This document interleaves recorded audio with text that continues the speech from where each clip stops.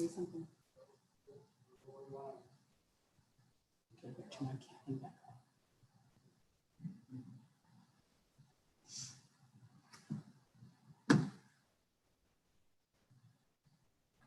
Okay, we're back live in our regular council meeting, and it is 8:25.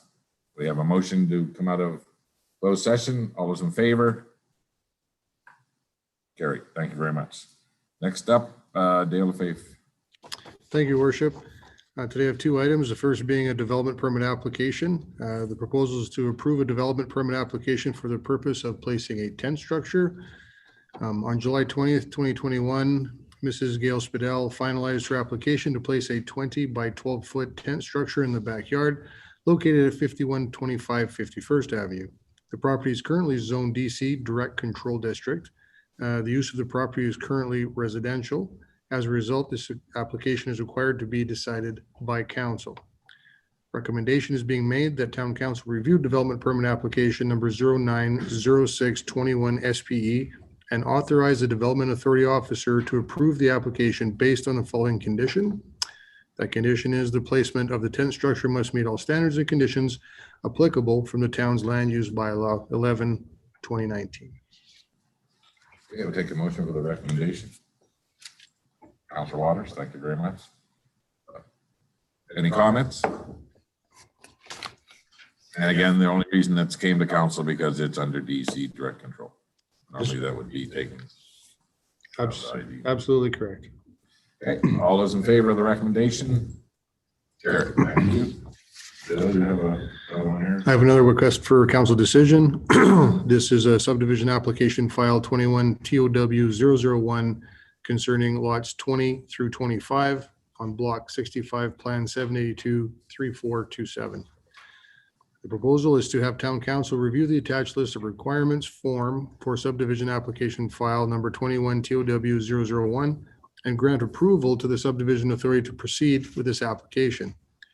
The background, the Community Services Department reviewed the draft Parks and Open Space Plan and noted the need for access from the 60th Avenue and 54th Street neighborhood to the park space to the south. This can be achieved through registering a walk path right of way and adjusting the lot line slightly. An estimated cost of $7,000 is required for the survey, restaking the new lot sizes and registration through Alberta Land Titles. Once approved to proceed with the process, the subdivision authority officer will, as per the Municipal Government Act, send notification of the subdivision application to the government departments, persons, and local authorities as required by the subdivision development regulation, the adjacent landowners, and post on the town's website and social media.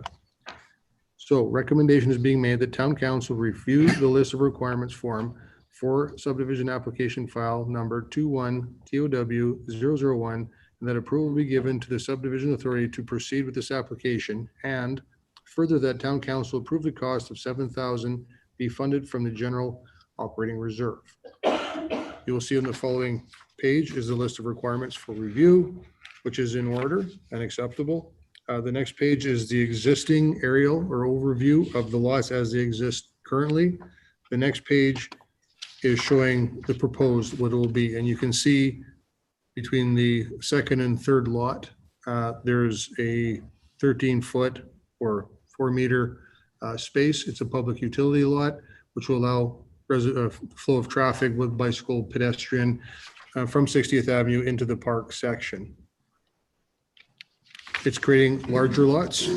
The average lot size was 5,720 feet in those lots, and now as we lose one lot, we gain some real estate on each of the others, increasing them to 6,490 square feet. So it makes them more attractive for development. Okay. And the last page, obviously, being just a bigger set as here's the park, here's where the public utility lot would be, and here's the new lots that are there. It'll cut right through the middle of existing lot 21. Okay, so we need to get a motion for the recommendation. Okay, Councillor Bajak makes the motion. Any discussion? Councillor Berry, start us up. Yeah, I think this will be a good improvement in the area. after us taking the grant money and approving that we were going to expand that park and the open spaces there, then it actually became more obvious. We're very pleased that your department took notice of that and has developed this right of way and path. It's a good time to get it done now before any development really actually kicks off. And the residents that come into there will not only have the availability of a bit larger size lot, they'll also have access to a very good open space. Yeah, and thank you, Councillor. It was a joint effort between Community Services and IP&D. So would the plan be moving forward on 55 Street, that there would be access as those lots get developed going to the south? We will factor that in if there's a need, yes. When we finish that development, Yeah. when we take that road, there will be another access put in as we move forward. So my question is, with the prices we had for those lots, now that we're making them larger, are we reflecting that in the price? Yeah, I'm assuming the price would then go by what they were valued before by square foot and then just take the square footage of the larger lots. Okay. Any other questions? Seeing none, all those in favor? Waiting for Councilor Arias to, thank you. You have one more, Deb.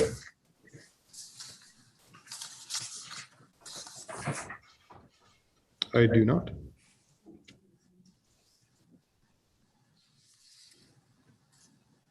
Okay.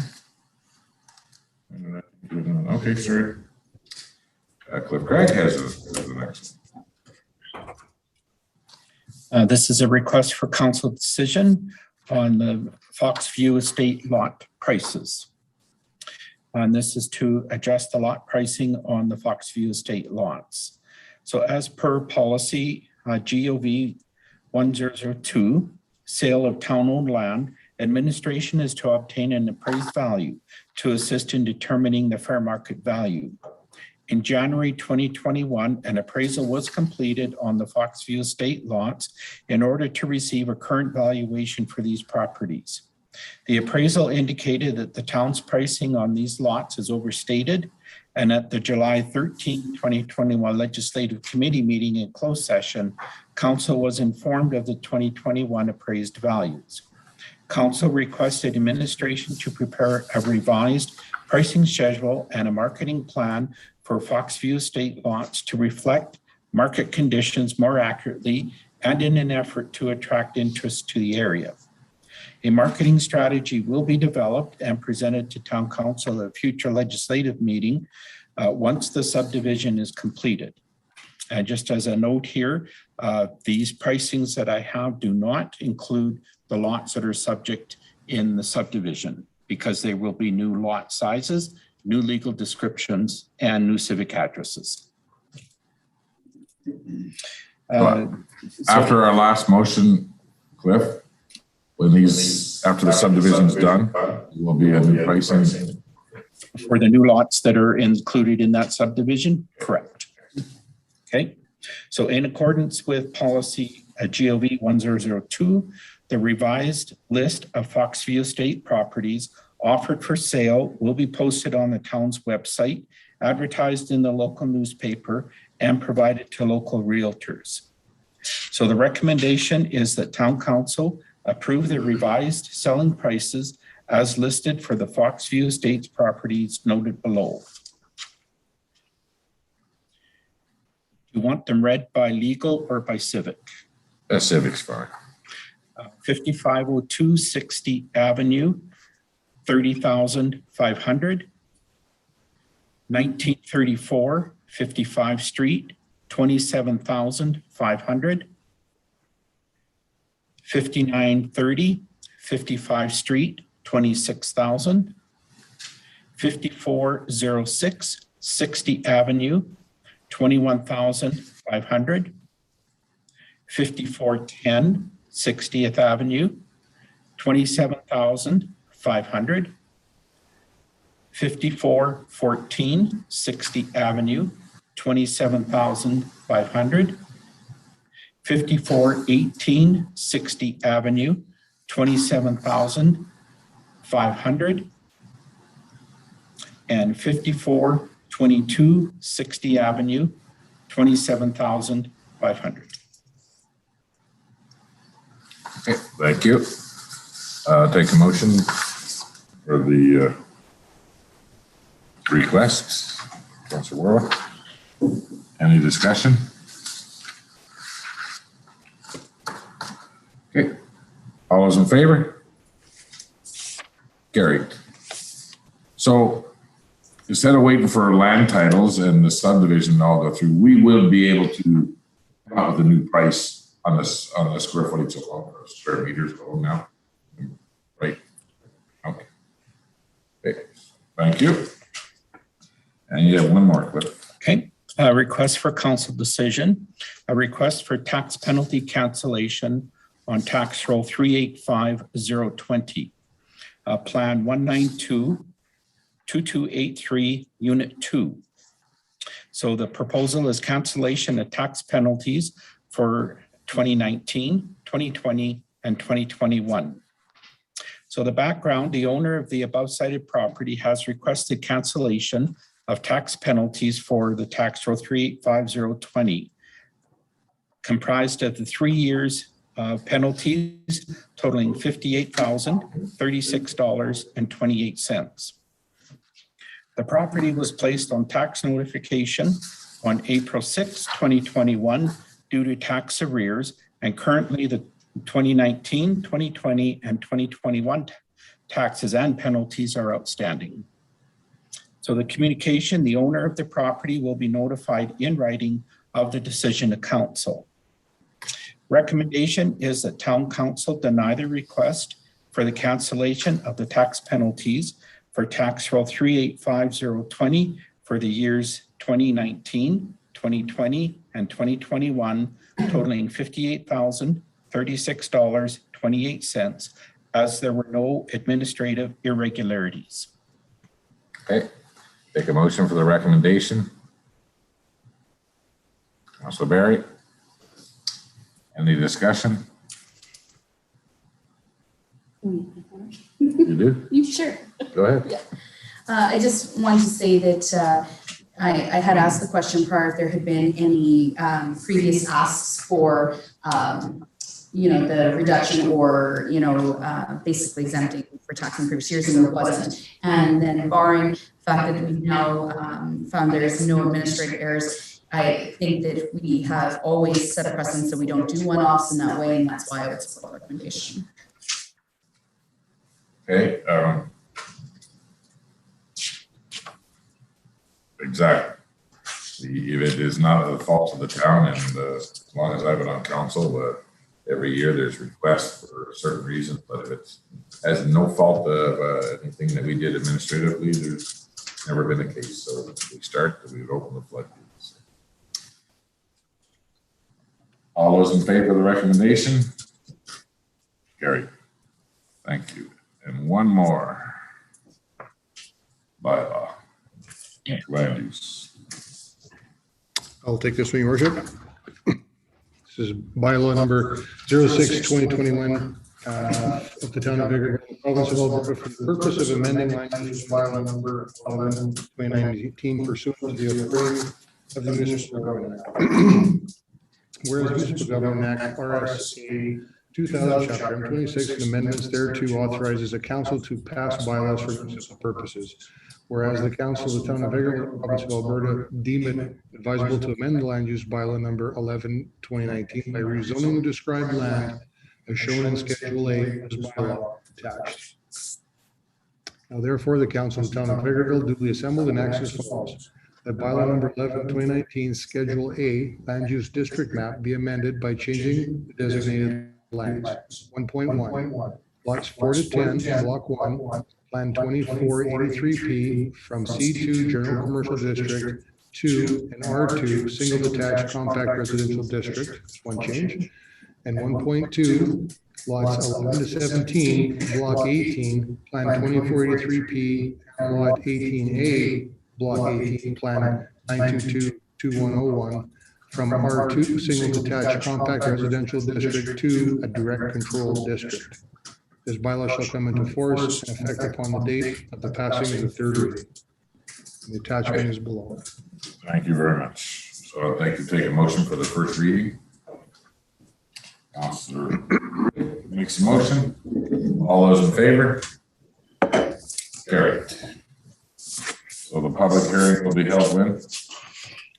As soon as we can. Okay. That's it for that side. Now we're moving on to council reports. And we'll start with Councillor Water.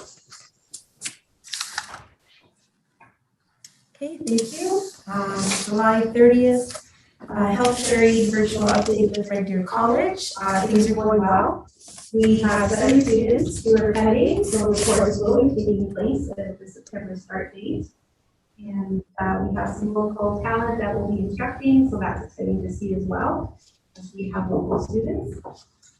On August 3rd, Minister Nixon and Tony have toured our Beamer and landfill. A lot of information. It was a great visit.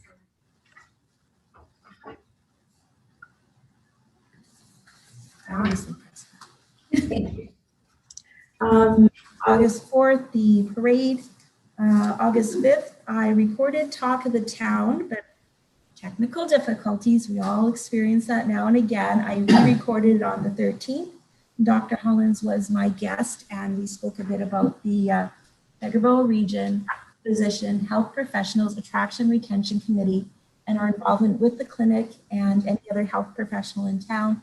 I don't know if everyone's heard it this morning. Dr. Hollins talked about his experience coming into Canada, -40 in February from Scotland. So that was kind of interesting to hear as well. August 9th, the Land Use Committee meeting, as Director Lefebvre went over now, that we just did first reading on, was discussed. The 10th was the legislative meeting and the special meeting. On the 12th, MD Foundation. The residents are enjoying some of the freedom. I think things may be changing, but they are looking forward to a bus tour in the country, see the crops and all of that. So that'd be exciting for them to get out a bit. And they were very happy at the lodge with the parade route, because there's a lot of people there with mobility issues in that area, and they're able to come out and enjoy the parade. So it's great to see their faces out there. They had a mini fair, and they're going to do that every year. It's going to be an annual event. They had some games, a bit of a midway in there, fair for corn dogs, popcorn, and bullets, spicy mini bullets. So that was a special treat. We had a lot of fun with that. On the 15th, yesterday, there was a Vegreville toy run, a motorcycle toy run. And I want to thank Patty Gallion. She was the organizer. And she did this toy run for the Vegreville Christmas Bureau, which I'm vice chair. Very successful. There were quite a few attendees in the parade. We started off with the first responder, and then the motorcycles, the Iron Runners Club. Santa Claus was there in August. It was great. A lot of wasps. I got bit 3 times, but it's okay. It was all worth it. And again, thank you, Patty, for putting that on. And there were people that just happened to be at the park who got to see this, and they thought that was fantastic. And then tonight's council meeting. Thank you very much. Councillor Riddick. I won't go through all of them. I've had a number of meetings with FCM, the period leading up to the announcement on Sunday that the federal election has been called, has meant there's been a flurry of conversations with different ministers and talking about issues of rural communities. So that's been quite interesting, having shadow minister of Rural Economic Development, Dane Lloyd, and Tyler Brackrock, who is the Transport Infrastructure and Communities critic as well, talking about rural issues and understanding the region here in Vegreville. On the 28th, I attended the AUMA Elected Leaders Caucus with His Worship, and we talked about issues that are facing municipalities across the area. It was the first time in a year and a half that we'd all been together. It was great to be able to see some local elected folks and just get a sense in the room that there will be a lot of change the next election. It looks like last time there was 60% turnover. It'll be interesting to see what happens this next time. And one of the things that's featured largely in that conversation, and we talked about this earlier when we were talking about the code of conduct, is the pledge to keep the local democracy pledge. And this is something that AUMA has brought forward to FCM as well. It's modeled after a pledge that was put forward by Municipal Association of Quebec, talking about the need to keep local elections local, maintaining the independence and nonpartisanship that is very key to our ability to be able to work together around this table, demonstrate transparency and engage in respectful behavior. And we talked about the need to take that pledge as currently elected officials and just be able to set the tone, because as we know, elections can be very feisty and sometimes people promise a lot and not realizing what municipal government actually entails means that they can say a lot or say things about current elected officials if they're seeking this office. And it's really important that we continue to maintain any kind of outside pressure from partisan influences or financial influences, because there's been some changes to the ability for people to finance campaigns. So that was some of the conversation. Provincial Police Service, that was another big topic of discussion. And some of the challenges with how FCSS and Alberta Works offices are being approached, as well as red tape, broadband, covered it all. It was a good day. And a good opportunity again to be able to see what we need to do in this last little while before we finish off this term. Having Minister Nixon here on August 3rd was a great opportunity to highlight some of our Vegreville facilities. So it was great to be able to have him here. He was engaged and we were able to showcase the VMRF and be able to demonstrate the diligence of our employees and making sure that that's a top run facility with quality products. So it was a great way to be able to showcase that. And then continue on to the central drop-off as well as the landfill and talk about some of the things that are really important to reducing the cost and the download of waste disposal to municipalities as they're considering the new extended producer responsibility and the household hazardous waste costs, as well as waste management topics of all kinds. So it was great to have him here. Thank you to the mayor for making sure that we also had the mayor of Vermilion here, who is the chair of the Recycling Council of Alberta, or Recycling Board Council. Having Mayor McCauley here was great too. The Vegreville Fair on the August 4th, the parade and the next 5 days was extremely successful. Had a number of requests from the Ag Society to have the town council's perspective from admin as well as a council perspective to see what we thought of having the increased participation, the change in the route, and just in general talking about what the change for local businesses in terms of having that volume of people here, because it's basically twice as many people as they've had previously in the 3 days. They had 10 to 11,000 people in 2019, I believe, and 21,006 people this year. So it's a huge economic driver, and they're quite curious to see what our marginalized as a top record. But informally, we've talked about what a great change the route was and how businesses were very happy with the outcome. But we would be welcome to talk about that looking forward, because I think the space is something that they really enjoyed and would like to use again. The last thing that I was just going to talk about is the return to the community for the fair as well as other events has really highlighted Vegreville as a maturing community in a really positive way. So I've heard from a lot of people that don't live here anymore, and we're truly surprised and encouraged by the amount of building that's happening down the main street. So coming into town, sometimes when you live here, you forget there's a lot of things happening. So it's a good reminder to come here with fresh eyes, and for people that haven't been back here for 20 years, just to see there's a lot of things that have happened and are changing. And I'm really proud to see that some of those are based on this council's work and some of them are based on previous council's work and a lot of the businesses here. So it's a busy happening community, and the Pisinka Park Market during the fair was, actually most of the people that I saw at the fair were not from Vegreville. And most of the people that were at the Pisinka Park Market were not from Vegreville. So we're really bringing a lot of people to the community. So it's a great thing, and it's been nice to see that kind of vibrancy. So that is my report. Thank you very much, Council. Council Warwick. Well, I have several of the items being the same, starting off with our August 4th parade.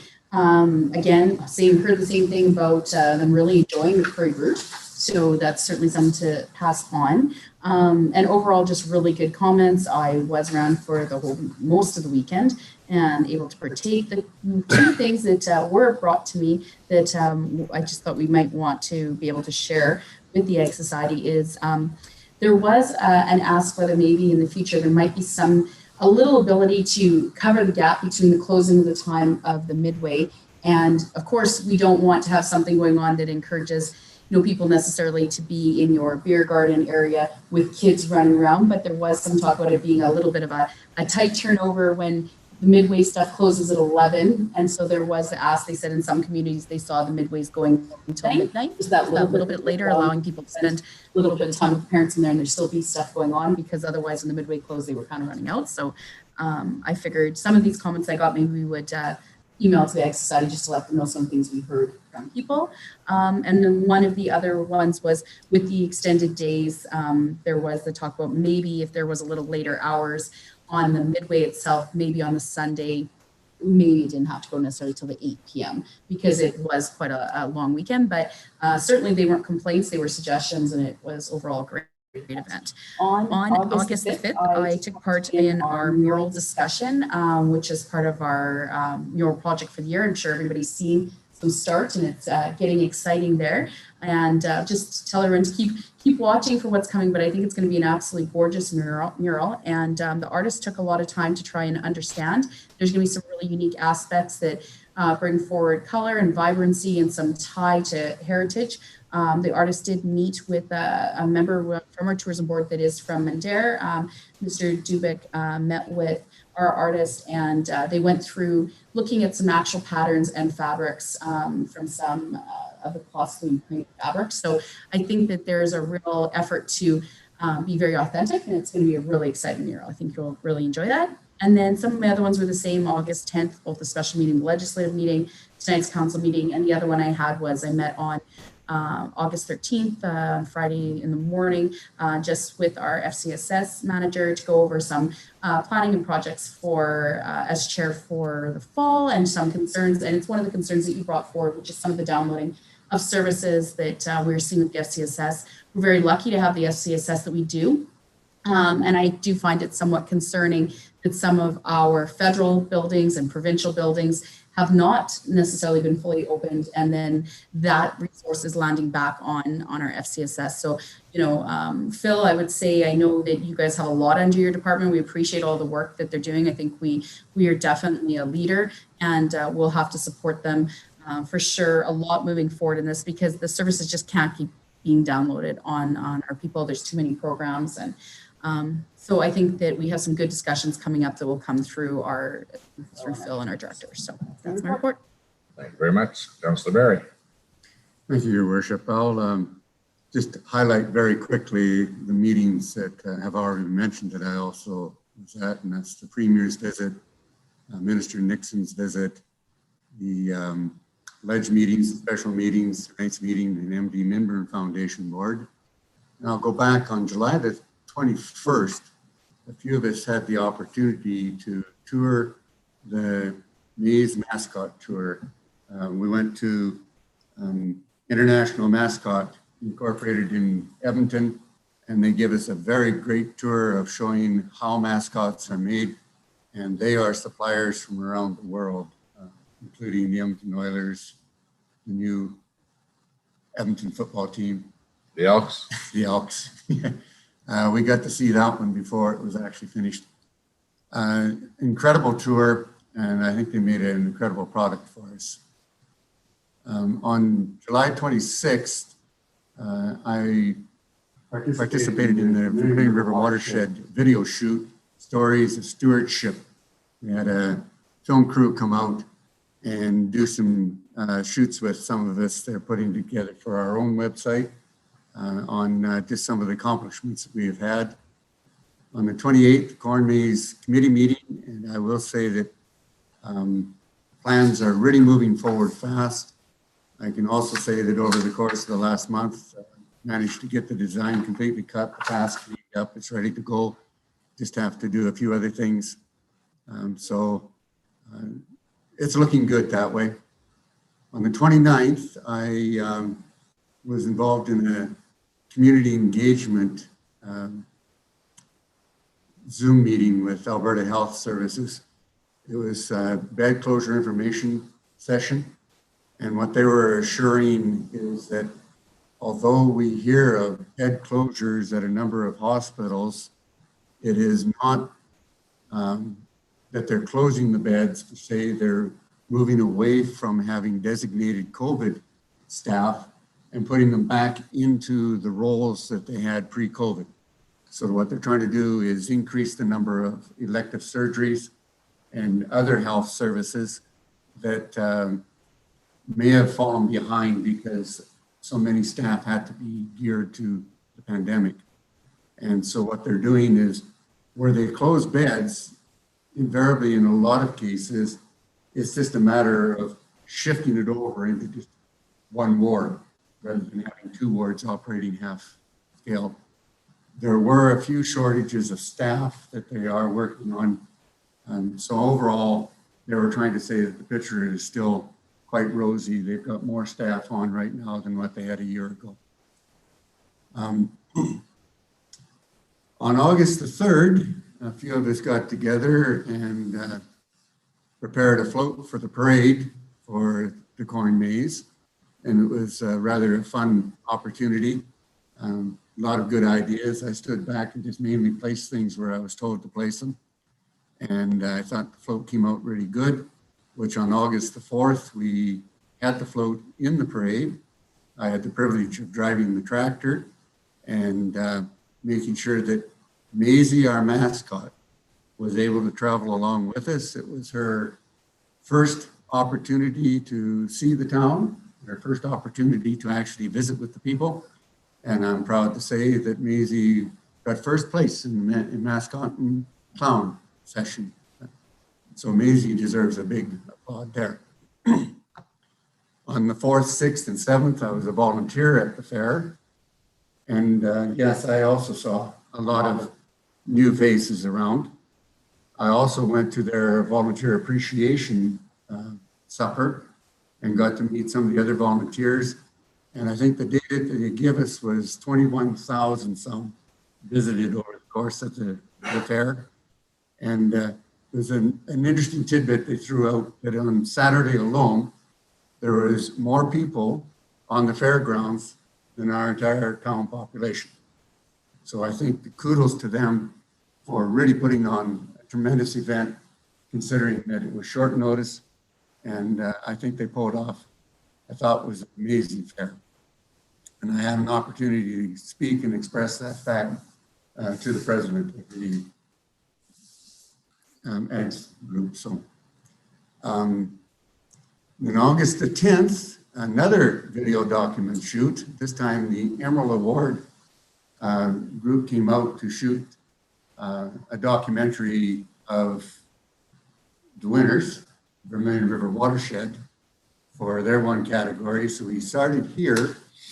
They liked the opportunity to shoot part of the video in council chambers as I represent council and president of the Vermilion River Watershed. So they liked that part.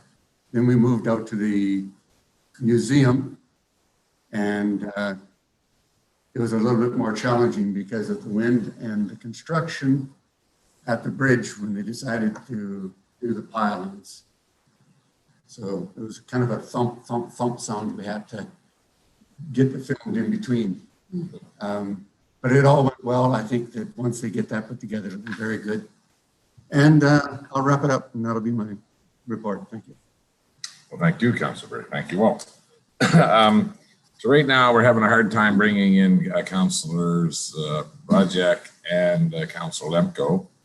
I do have Councilor Lemko's here, so I'll read it for you. And Councilor Lemko, if I say anything wrong, wave really a lot, okay? Am I muted? No, I'm good. On the 22nd of July, he attended the photo shoot at the Prosperity Park with the Premier Kenny and MLA Ominic. The 27th, he attended the Art Walk Appreciation at the local borough. The 28th, he had two different meetings at the event center regarding the corn maze and the decorating of the float.